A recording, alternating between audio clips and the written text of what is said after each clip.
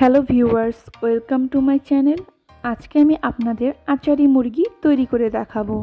খুব সহজ এবং টক মিষ্টি ঝাল একটি রেসিপি।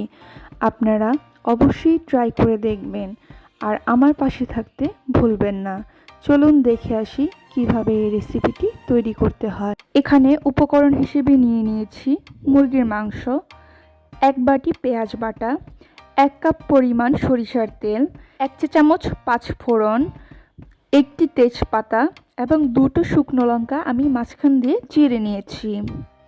আর মেন উপকরণ নিয়ে নিয়েছি আচার। এখানে 1 টেবিল চামচ আমের আচার নিয়ে নিয়েছি। এবার প্যানে 1 কাপের মতো সরিষার তেল দিয়ে দিলাম আর দিয়ে দিচ্ছি 5 ফোড়ন, শুকনো লঙ্কা এবং তেজপাতা।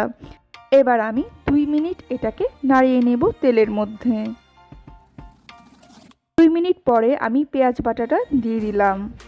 এখন আমি খুব ভালো মতো নেড়ে এটাকে 3 থেকে 4 মিনিট কষিয়ে নেব, যাতে পেঁয়াজের মধ্যে যে পানিটা আছে সেটা শুকিয়ে যায়। 3 থেকে 4 মিনিট পর আমি এর মধ্যে 2 টেবিল চামচ পরিমাণ আদা রসুন বাটা দিয়ে দিলাম। এবার আমি আবারও 2 মিনিট এটাকে নেড়ে কষিয়ে নেব। এখন গুঁড়ো মশলা হিসেবে দিয়ে দিলাম 1 চা চামচ পরিমাণ হলুদ গুঁড়ো, মরিচ গুঁড়ো এবং ধনিয়া গুঁড়ো। আমি এখানে জিরা গুঁড়ো ব্যবহার করব না। এখন খুব ভালো মতো নেড়ে এটাকে আমি কষিয়ে নেব যতক্ষণ না পর্যন্ত তেল উপরে উঠে আসছে। আর দিয়ে দিচ্ছি স্বাদ মতো লবণ। এবার আমি আস্তে আস্তে এটাকে 5 থেকে 6 মিনিট কষিয়ে নেব। আর আমি অল্প অল্প পানি দিয়ে কষিয়ে নেব যতক্ষণ পর্যন্ত না তেল উপরে উঠে আসছে। আমার কষানো হয়ে গিয়েছে। এবার আমি চিকেনটা এর মধ্যে দিয়ে দেব। দেখতে পাচ্ছেন আমি বড় বড় করে চিকেনটাকে টুকরো করে নিয়েছি। চিকেন দেওয়া হয়ে গিয়েছে।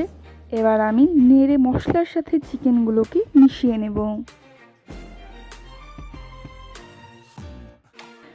আমার মেশানো হয়ে গিয়েছে। এবার আমি এটাকে ঢাকনা দিয়ে ঢেকে দেব এবং মাংস থেকে যে পানি উঠবে তা দিয়ে আমি এটাকে কষিয়ে নেব। 2 থেকে 3 মিনিট পর এর মধ্যে আমি আচার দিয়ে দিলাম। এখানে আমি আমের আচার ব্যবহার করেছি। আপনারা চাইলে জলপাইয়ের আচার ব্যবহার করতে পারেন, কিন্তু তেঁতুল বা চালতার আচার এখানে ব্যবহার করা যাবে না। এবার আমি খুব ভালো মতো নেড়ে আবারও ঢাকনা দিয়ে ঢেকে দেব 3 থেকে 4 মিনিট কষানোর জন্য।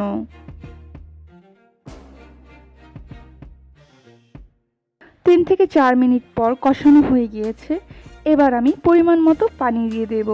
আমি এখানে বেশি পরিমাণ পানি ব্যবহার করব না, যেহেতু পোলট্রি মুরগি, তাই এটা খুব সহজেই সেদ্ধ হয়ে যাবে। আর আমি যেহেতু ঝোল ঝোল রাখবো না, একটু মাখো মাখো রাখবো, তাই খুব অল্প পরিমাণই পানি এখানে ব্যবহার করলাম।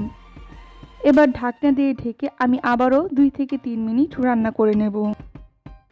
ঢাকনা উঠিয়ে এবার আমি স্বাদ অনুযায়ী চিনি দিয়ে দিলাম। আপনাদের স্বাদ অনুযায়ী আপনারা চিনিটা ব্যবহার করবেন, কতটুকু চিনি লাগবে। এবার আমি নেড়ে এটাকে ঢাকনা দিয়ে ঢেকে আবারও 2 থেকে 3 মিনিট রেখে দিলাম। দেখতে পাচ্ছেন ঝোলটা একটু কমে এসেছে। আমি আরও 4 থেকে 5 মিনিট এটাকে এভাবে রেখে দেব এবং একটু পরপর নেড়ে দেব।